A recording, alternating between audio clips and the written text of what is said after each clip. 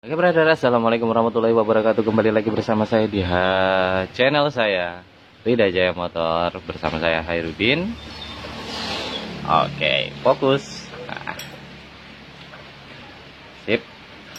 Gini teman-teman, saya mau jelaskan kasus untuk Mio Stol, Mio Sporty, Mio Smile itu sama, tetap menganut mesin yang sama. Kasus berisik yang terjadi pada motor ini sering terjadi karena keterlambatan pergantian oli, perawatan yang kurang maksimal. Sistem pendinginan pada Mio Sporty itu masih menganut sistem pendinginan manual cooling fan. Ya, tetap aja motor-motor sekarang juga motor-motor injeksi yang seri Mio J, Mio M3 tetap menggunakan sistem pendinginan angin alias cooling fan. Ya, oke. Kadar panas yang ada pada Mio Sporty itu sangat tinggi. Temperaturnya cepat naik, jadi pergantian olinya kudu rutin. Itu satu ya, pergantian olinya kudu rutin. Olinya jangan sampai 1 bulan. Ini motor tua, jadi jangan disamakan seperti motor bebek yang tahan 2 bulan sampai 3 bulan olinya. Ya, perjalanan jauh ganti olinya. Ya, apalagi sistem untuk motor ini masih menganut sistem noken asnya. Ini noken asnya teman-teman ya, noken as baru. Ini temlarnya langsung nge-stud ke bagian area noken asnya. Jadi kalau tidak ada kurang pelumasan di area ini noken as alias nggak ada oli saat noken as ini bekerja, ya, otomatis dia cepat mengalami keausan. Pasti noken asnya kena. Contohnya seperti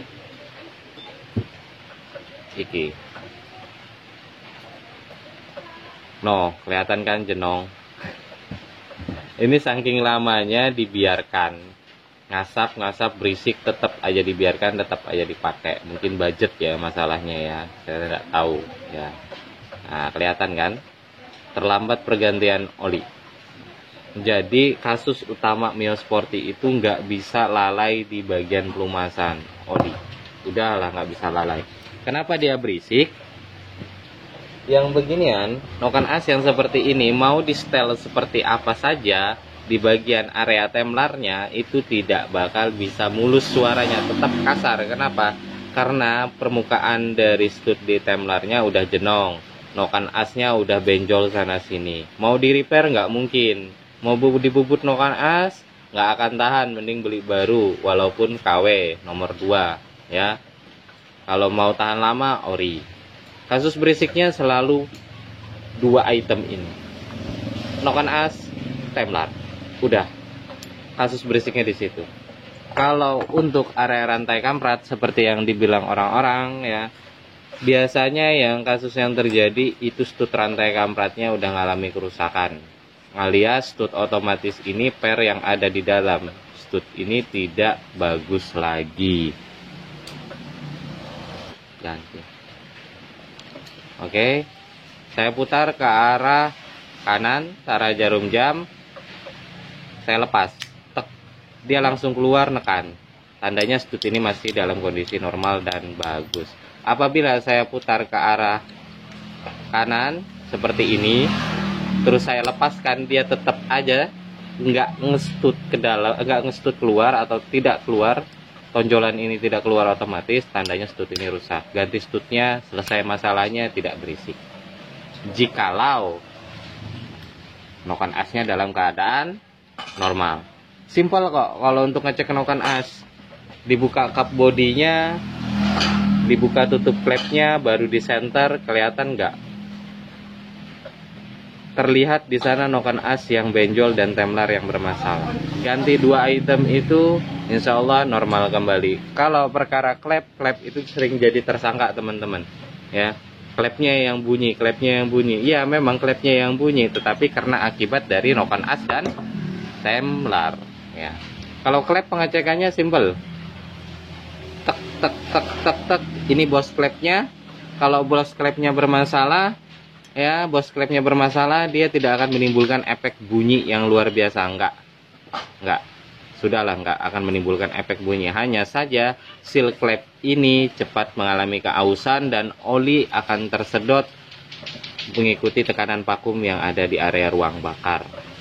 Ya, kalau sudah itu ya tetap aja makan oli, walaupun tingkat durasi makan olinya kecil, nggak sebesar waktu ring pistonnya yang mengalami keausan. Oke. Ring piston yang mengalami keausan nggak sebesar itu untuk isapan olinya, ya.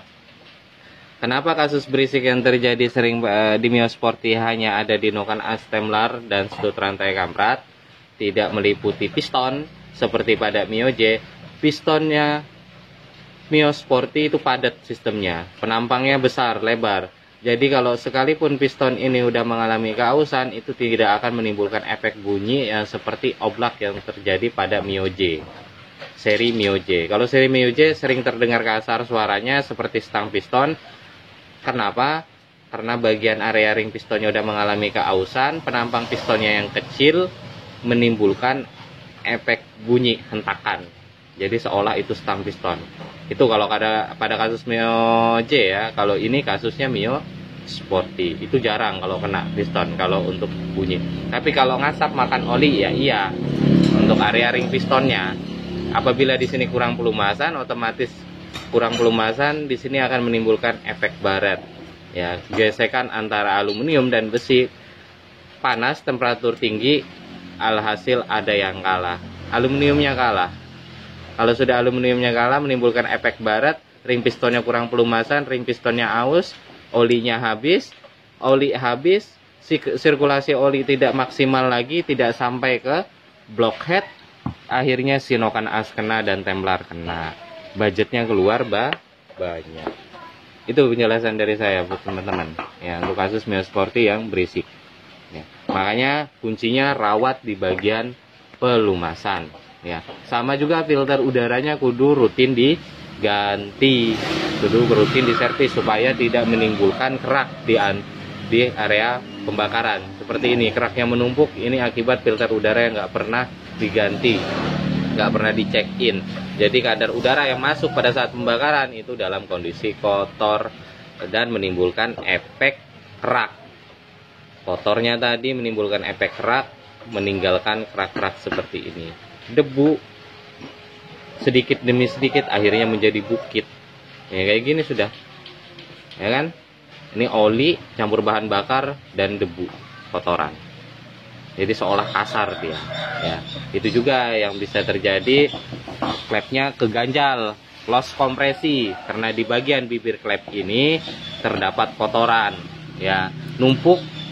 Akhirnya klep ini harusnya nutup sempurna, tertutup rapat, terganjal kotoran, loss kompresi, susah nyala, itu bisa terjadi. Solusinya kalau itu simple, disekur ulang klepnya. Kalau motor nggak berisik, sekur ulang klepnya, normalisasi kembali, cleaning kembali, ganti seal klepnya, selesai masalahnya. Nggak perlu ganti noken as atau temlar kalau motornya nggak berisik, hanya susah nyala, loss kompresi. Jikalau si karburator udah dipastikan normal, tidak ada masalah.